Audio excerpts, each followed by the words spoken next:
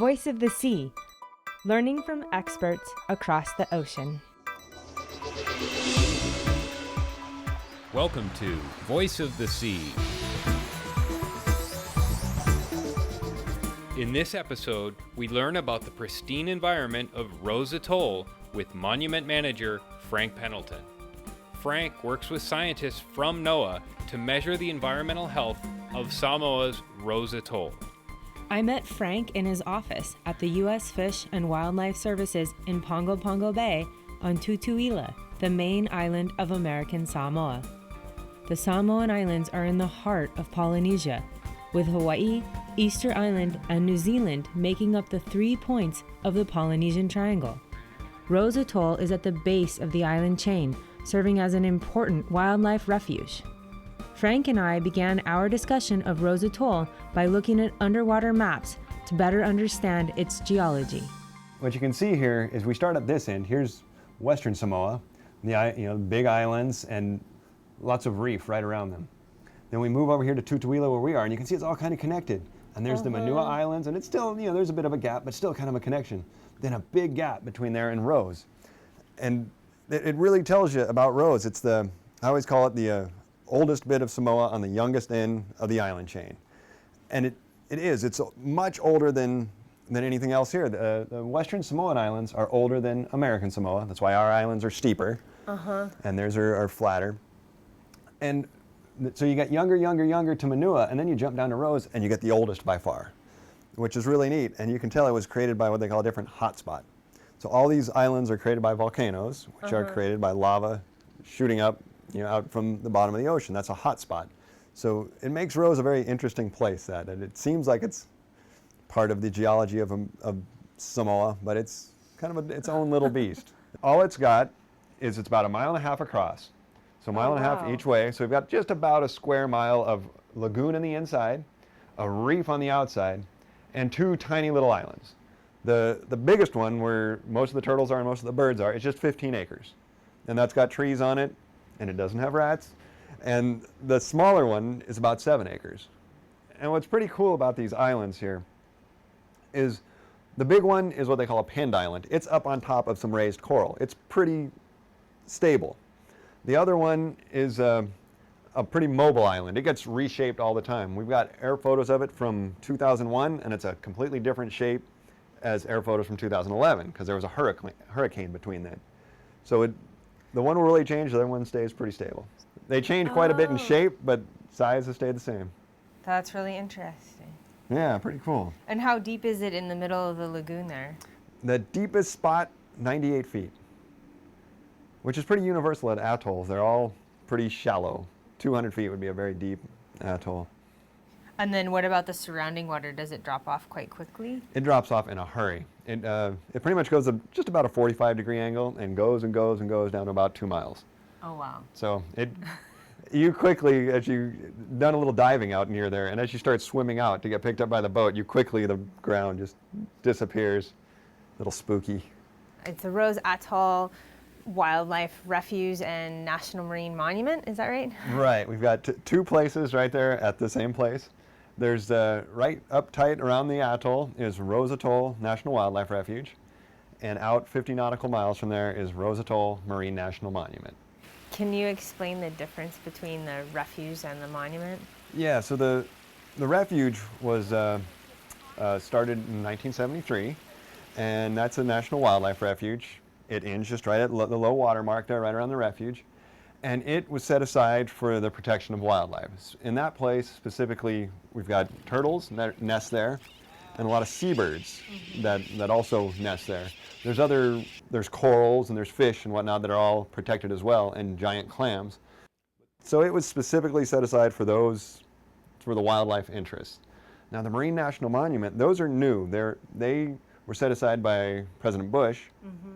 There's several of them, and they're huge. It goes out 50 nautical miles. The total area is over 13,000 miles, and that's a much more general protection area for it bans commercial fishing, and it's just general protection for that whole area. It definitely helps protect the refuge inside and expands that. And why would you want to protect that area in particular? What is special about Rose Atoll? There's a lot of things special about it, actually, but probably one thing that's so huge is that it's so out there and no one lives there, and the fact what we started with, green turtles nesting there. Because there's no one living there, the turtles can nest there. They don't have to worry about lights, people who might want to eat their eggs, dogs who might want to chase them, and whatever else. So it's a nice private place like that. There's no rats. Oh, wow. Ourselves, the Fish and Wildlife Service, working with the American Samoa Department of Marine and Wildlife Resources, back 20 years ago, back in 1992, killed all the rats. Extirpated them, I guess we'd say. So there's no more rats, which is an amazing thing, to have an island without rats. It's amazing how we've managed to introduce rats everywhere we go. They somehow came with us, sometimes hundreds, thousands of years ago, lots of times a lot more recent. But rats, they'll eat the birds, they'll eat the turtles, they'll eat the plants, the seeds and whatnot. So the fact that we have a place with no rats is huge. Great place for the birds to nest, great place for the turtles. And another thing about it is just it's so far away. There is no fresh water there, so no one can live there, which is a bonus for the wildlife. Not so good for people who might want to live there. Although a lack of fresh water has prevented long-term settlement of Rose Atoll, Muliava, as it's known to Samoans, is an important cultural and fishing resource.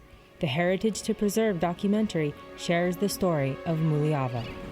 Ya ol mea fo le eleng fa ngoi ka ka nu wa le ngi me nga mangwa ne ngo fo ngi ni mot si vangai la ya song ang mo ma se ngo mai fang ngo ko ngo le wa au le yi fang ngo kai. For millennia, the people of Manua have had an important relationship with this atoll and its inhabitants, the birds and other life that reside here.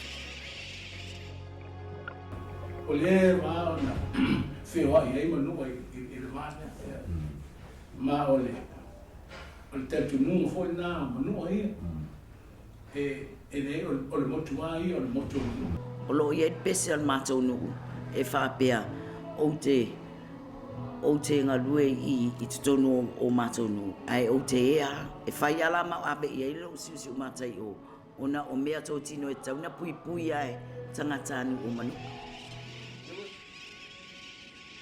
The ancient name of the atoll is Muliava, meaning the end of a channel or pass. Another name is Nu'uamanu, the place or island of birds. A variety of species make up the colony of seabirds and the atoll. The great and lesser frigate bird, called Atafa in Samoan, are easily distinguished by their forked tail. The very large masked booby, which nests on the ground, is called a 4O in Samoan. Another kind of 4O, also prevalent, is the red-footed booby, the color of its feet being its distinguishing mark. The third type of booby or 4O is the brown booby called 4O manuula.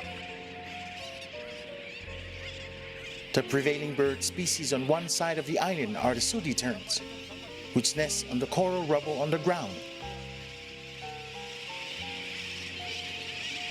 and the black and brown noddies, the ngongo in Samoan, which nest both in the trees and on the ground. The graceful white tern or manusina is also found,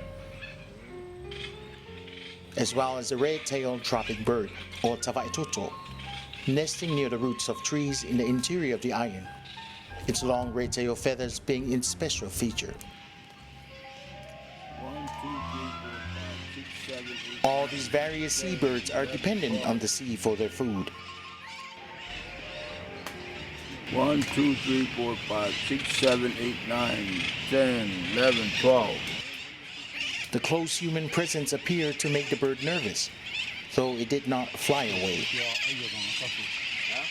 Ngo mai le mala wakula ngol fu o ma makulu e fa fanga ai maklu uyo ye fu o ai ma sai ngo mai ni fango kai foi mai ya o se fianga le motu nei ono le tele o fingota tele o tuina manu ese o mai mai e fai me alofa mai ai la to fa na o lo fa mulia tu nei le motu.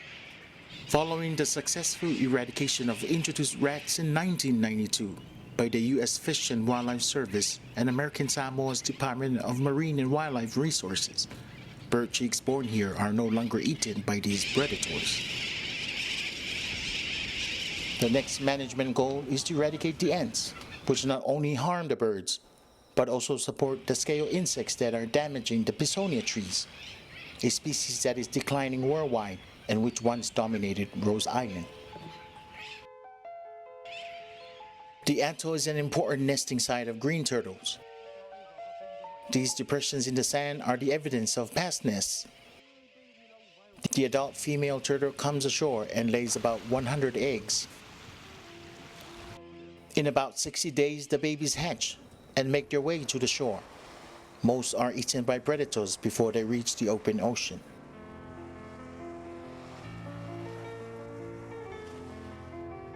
The few that do survive may swim to far-off islands, such as Fiji, to feed on seagrass. After some 20 to 30 years, the females return to their birthplace to dig a nest and lay eggs, and so the cycle repeats. Exploring Our Fluid Earth is the dynamic curriculum developed by the University of Hawaii's Curriculum Research and Development Group. The award-winning Fluid Earth and Living Ocean textbooks are now interactive and online. New activities, updated content, and a teacher community. Exploring Our Fluid Earth is now freely available. Find out more at exploringourfluidearth.org. Welcome back to Voice of the Sea. So as the wildlife refuge manager, what do you do? I'm the first ever refuge manager for here, which is... Wow. Yeah, it's a very lucky thing. Yeah, it's a variety of things. It's counting our birds, tagging our turtles so we know where they're going, and who else we can talk to about helping to conserve our turtles and whatnot. And that's everything for that. But we also have the monument, at the same time. So we work a lot with National Marine Fisheries Service, the Sanctuary Program, the Department of Marine and Wildlife Resources from the territory here, and also the Department of Commerce from the territory. So getting everyone together so we can all manage this place as one unit together. So it's a bit of a challenge. But a lot of the day-to-day is much more, as you see around here, computer and meetings and whatnot. What is your favorite part of being the refuge manager? It is the few times a year I actually get to my refuge. So with Rose, it's a big deal. It's 200 miles away. Oh, wow. Yeah, and it's a big, mean ocean between us and there. And so I get there, right now, it's about 3 weeks a year. So we get out there, we have to do everything we can. This is better than a lot of our other refuges, which are so far. At least I can get there, it's only 200 miles. Some of the other ones are over 1,000 miles from where folks live. And Do you go by boat? We go by boat. We have a little charter company that's here right in Tutuila. They have a 6-pack license, which means they can take 6 people. So it's me and 5 of my best biological buddies. We go out there and do what we do. Once I took some folks from the park and from DMWR, we did coral surveys, and we took folks out there to do archaeology surveys. The folks from the, again, from the park and from the American Samoa Historic Preservation Office. Recently we did bug surveys. We took the bug guy from the community college here and a guy from another agency, U.S. Geological Survey. They ID'd all our bugs and crabs and other things, so they've done those. So we kind of get a little group of 6 people to do something specific.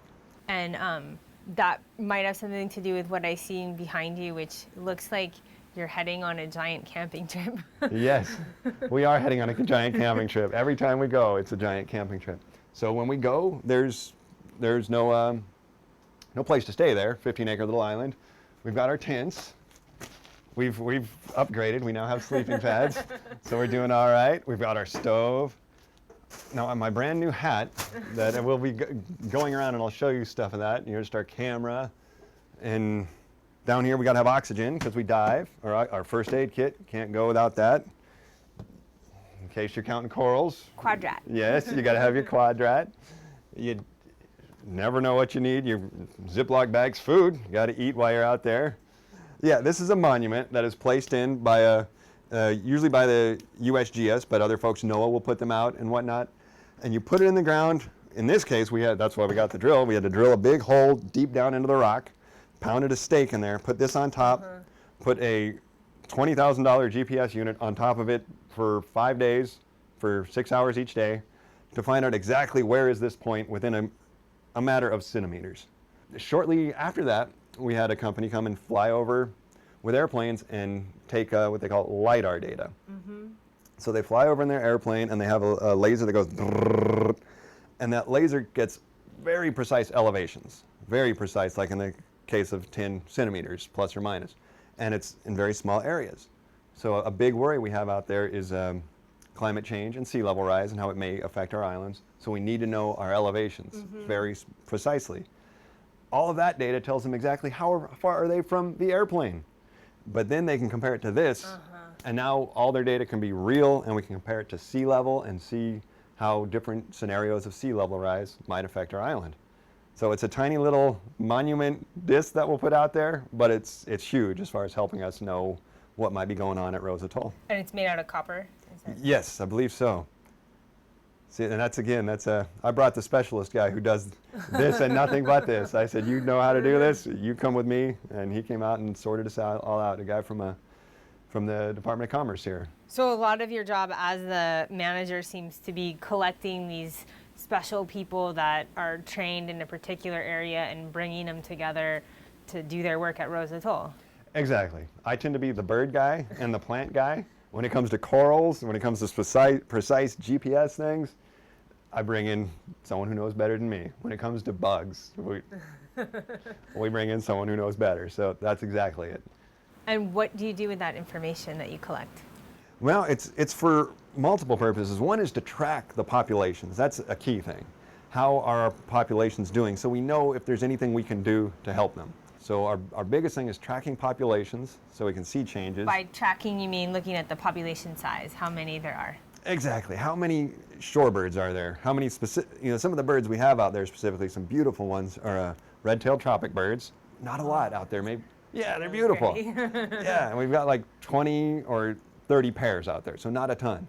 But then we've got sooty terns, where maybe 10,000 pairs. We're not sure. We're working on getting finer numbers for that. And we've got various boobies, brown boobies, red-footed boobies, masked boobies out there. So just getting a good idea of the number of each bird. And we're working on that. Where exactly they are on the island, how many of each kind, and we're getting there. So, but yeah, the more we know about our numbers, the more we know if we're doing the right things. The Curriculum Research and Development Group in the College of Education at the University of Hawaii at Manoa. CIDG's training roots go back over 40 years. Through professional development programs, curriculum workshops, research on teaching methodology, individualized school and district training, and so much more. The Curriculum Research and Development Group, improving schools, improving education. CIDG.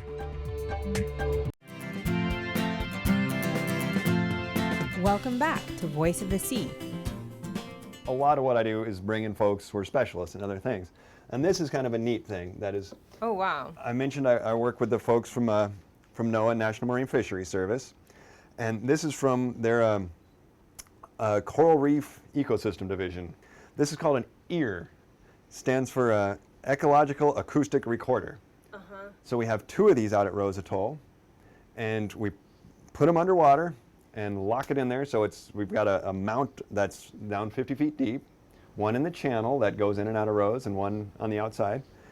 And we leave it there. It turns on. It's a recorder. It turns on for a couple of seconds every hour or so, just to see what's making noises out there. Do we have dolphins? Do we have humpback whales? We've seen humpback whales out there, so we can get them singing and whatnot. But another key thing for us is boats. When are boats coming through? Oh, sure. This one, if there's a loud noise, it knows to turn on. So it turns on and records it. So they're helping us get an idea of how much boat traffic we have there. Because again, Rose is close to all use. We don't want random boats going in there because they can bring things like bugs that we haven't had. We've had those introduced there, various plants and stuff, algae things. So we want to get a good idea how many folks are coming in there that we don't know about. Recently, I was out there with a couple of folks from the National Marine Fisheries Service from their turtle assessment program, and we put receivers, a couple of satellite tags on a couple of turtles. These tags actually, they work with how much light there is. They're not GPS, but they're able to tell you where the turtles are.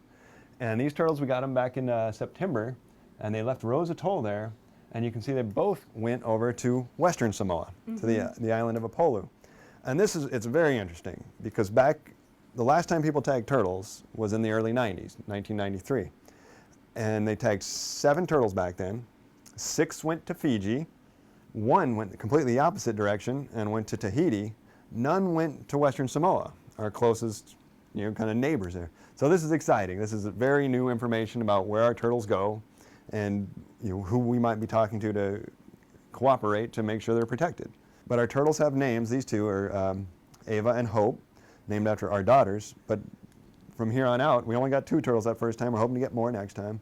They will all be given Samoan names. So we have here our list of Samoan names that have been written out. So we got 1 for each letter in the Samoan alphabet, and we will start naming them that. Sort of like the way they name storms or hurricanes. Exactly, yeah. Do you have any ideas or hypotheses about why these 2 turtles maybe did something different than those other 7? Is it just a matter of numbers being tagged, or? At Rose, there's not a ton of food for them. That's why. So Fiji, we'd kind of had it figured out. Oh, they go to Fiji, a lot more seagrass. They're eating the seagrass over in Fiji. Perfect. Rose, we don't have much here. Now they've gone here, so now it's time to go out there and look at where they are and see what's so special about this place. Anything for wildlife, and that's, I guess, with the Fish and Wildlife Service, that's our whole bottom line. For the Fish and Wildlife Service, wildlife comes first. For our refuges, which is just one part of the Fish and Wildlife Service, lands and waters managed for wildlife. And that's where we're kind of a unique thing. That with a refuge, it's closed, no one can go in there. And then we make rules to open it. Most of them we do open.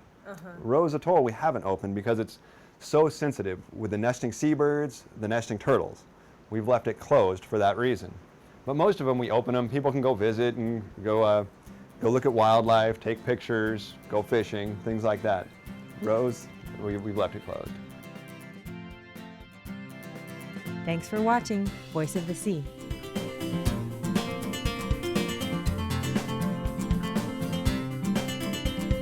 Turn your love of the ocean into a lifelong career. Join NOAA, the National Oceanic and Atmospheric Administration, as we unlock the secrets in the deep oceans, track rapidly moving storms, model climate trends, protect and preserve our marine resources, and so much more. It's all in a day's work at NOAA. Find a career that makes a world of difference, enriching life through science, service, and stewardship. NOAA.